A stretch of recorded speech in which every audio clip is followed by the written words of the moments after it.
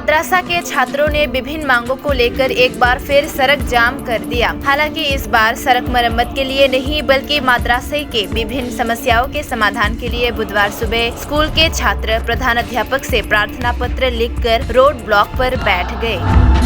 उन्होंने 11:30 बजे प्रेमतला कुर्ती मुख्य मार्ग को जाम कर दिया। स्कूल के राष्ट्रगान के बाद शिक्षकों को अंदर रखकर कक्षाओं में ताला लगाकर और फिर सड़कों पर टायर जलाकर छात्रों ने आंदोलन शुरू किया। उनकी ज्वलंत मांगों में कुर्ती हाई मदरसे में पर्याप्त विषय शिक्षकों की कमी, मध्याह्न भोजन पकाने के लिए कुर्सियों, मेजों और बेंच को तोड़कर खाना पकाना पड़ता है। लेकिन शिक्षकों के खिलाफ अधिक चरम आरोप ये है कि वे समय पर स्कूल नहीं आते हैं और जो आते हैं उनमें से अधिकांश पड़ोसी क्षेत्र में मछली पकड़ने चले जाते हैं। इस बीच छात्रों ने शिकायत की कि स्कूल में 13 शिक्षक है, लेकिन स्कूल में हर दिन केवल 6 से 7 शिक्षक ही मौजूद है। लेकिन स्कूल के प्रधानाध्यापक इनामुद्दीन को जवाब देने पर उन्होंने उल्टा लहजा लिया। उन्होंने पूरे आरोप को झूठा करार दिया। कदमतला थाने की पुलिस के अलावा कोई भी राजनीतिक नेता, प्रशासनिक अधिकारी और शिक्षा विभाग का अधिकारी मौके पर नहीं गया।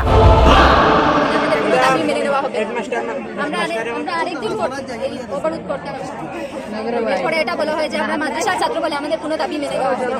এই মাদ্রাসায় সরকার থেকে কোনো টাকা আসে না। এটা আধা সরকারি আধা বেসরকারি। কে বলেছে এই কথা? আমাদের স্কুলের হেডমাস্টার বলেছে। কি নাম?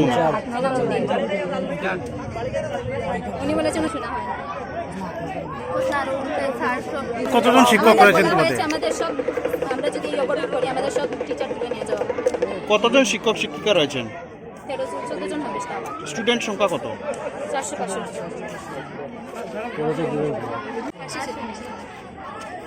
তো তোমরা মূলত কি চাইছো? আজকে মূল দাবিগুলি তোমাদের কি? এখানে কি কি অসুবিধা রয়েছে যেটা তোমরা? শিক্ষকের অসুবিধা, এর কাছে ব্রেচের অসুবিধা, জলের অসুবিধা, ছাত্রীদের টয়লেটের পর্যন্ত জল নেই। টয়লেট আজকাল 3 মাস 4 মাস বা 4 মাস হয়ে যায়, কিন্তু আমি শিক্ষক পুরো সব দেখছি না, শুধু 3-4 জন বা 7 জন দেখি এরকমই। স্কুলের ক্লাসও আমি সব টিচারও চিনি না।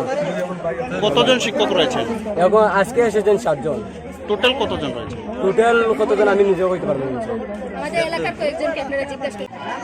তো আসলে এই যে মাদ্রাসার মূল আজকে যে অবরোধটা করা হয়েছে, এমন বেহাল দশা, মূলত দাবি তো ছাত্রছাত্রীরা বলেছে।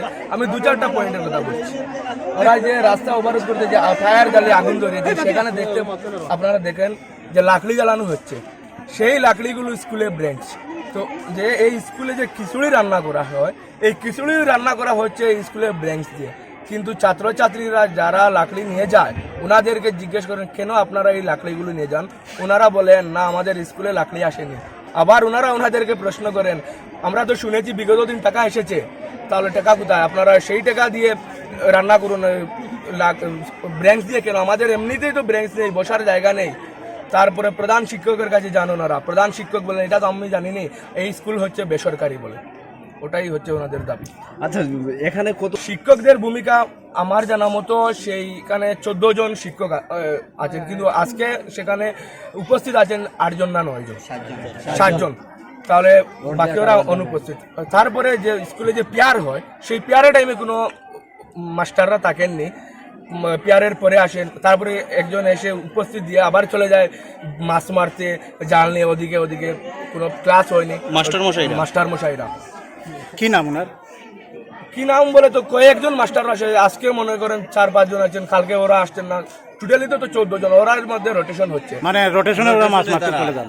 আচ্ছা, এই যে মাদ্রাসা স্কুলের প্রধান শিক্ষক মৌলানা Enamuddin, headmaster incharge Kurti HS ফাজিল ক্লাস 2 স্টেজ মাদ্রাসা। দীর্ঘ কয়েক বছর যাবৎ আমি এই প্রতিষ্ঠানে আছি। অর্থাৎ এইচএস যখন থেকে শুরু হয় তখন থেকে আমি এই প্রতিষ্ঠানের দায়িত্বে আছি, দায়িত্বভার পালন করে আসছি।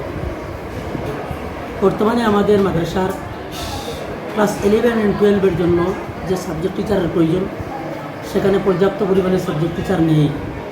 বিশেষ করে Bangla, education, political science and economics এই সাবজেক্টগুলি আছে, যদিও ইকোনমিক্সের এই বছর ছাত্র নাই, আমার এলিভেন নাই, কিন্তু বাকি সব সাবজেক্টের ছাত্ররা আছে, কিন্তু শিক্ষক নাই।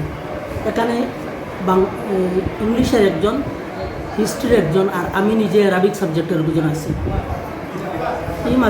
এই মাদ্রাসাতে বর্তমানে আমরা 1 to 12 14 জন শিক্ষক আছে। 1 to 12 এই 14 জনের মধ্যে পোস্ট গ্রাজুয়েট টিচার 3 জন, 2 জন জেনারেল, একজন ইংলিশ, একজন হিস্ট্রি, আর অ্যারাবিকের আমি নিজে। আর থিওলজি সেকশনের আমার 2 জন শিক্ষক আছেন। থিওলজি একটা স্ট্রিম, একটা দপ্তর আছে, একটা স্ট্রিম আছে, সেখানে 2 জন শিক্ষক আছেন, এমটি থিওলজি।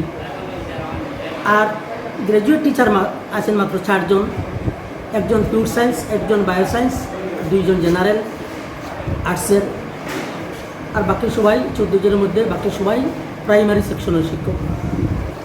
আমরা মোটামুটি প্রাইমারি শিক্ষকদেরকেও আপার প্রাইমারি ক্লাস দেই এবং সবাই মিলজুলভাবে ক্লাস নেই।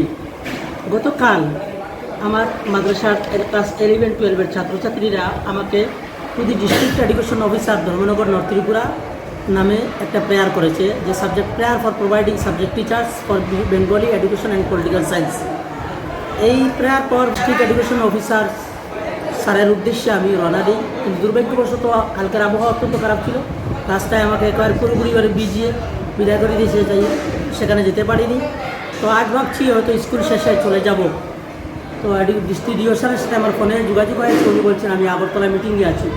তো বলছি আমি স্কুল ছুটি দেওয়া পরে। তো আজকে প্রেয়ারের পরে আমরা যখন প্রেয়ার করি 10:55 সময় প্রেয়ার শুরু হয়, প্রেয়ার চলে।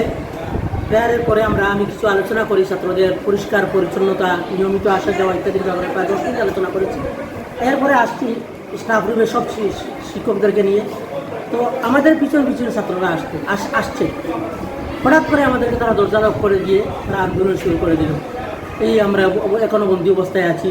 তারা গতকালই আমাকে প্রেয়ার দিয়েছে, আমিও ডিপার্টমেন্টকে যথাযথভাবে জানিয়েছি এবং আমার হাতেই প্রেয়ার আমি নিজে ফরওয়ার্ডিং করেছি, যেখানে আপনার লেখা আছে 11-10-2022 তারিখে ফরওয়ার্ডিং করে আমি নিজে। আজকে আবার ওই প্রেয়ারটা নিয়ে যাব ভাবছি, ওই আন্দোলন। আরেকটা এই হচ্ছে প্রথম সাবজেক্ট টিচার্স এবং শিক্ষকদের ব্যাপার। আমাদের শিক্ষকদের প্রায় 60টা করে দৈনিক ক্লাস নিতে হয়। একজন শিক্ষককে প্রায় 60টা করে ক্লাস নিতে হয় কমপক্ষে। কারণ কি, এখানে জেনারেল সাবজেক্ট তো 5টি আছেই, তার পাশাপাশি প্রত্যেকটা ক্লাসে আছে আবার অ্যারাবিক 3টা সাবজেক্ট, থিওলজিক্যাল মাদ্রাসা তো। কিন্তু সেই অনুযায়ী পর্যাপ্ত শিক্ষক আমাদের কাছে নেই, যার জন্য আমাদের ক্লাসে একটু ঘাটতি হয়, কিন্তু নিয়মিত ক্লাসই হয়।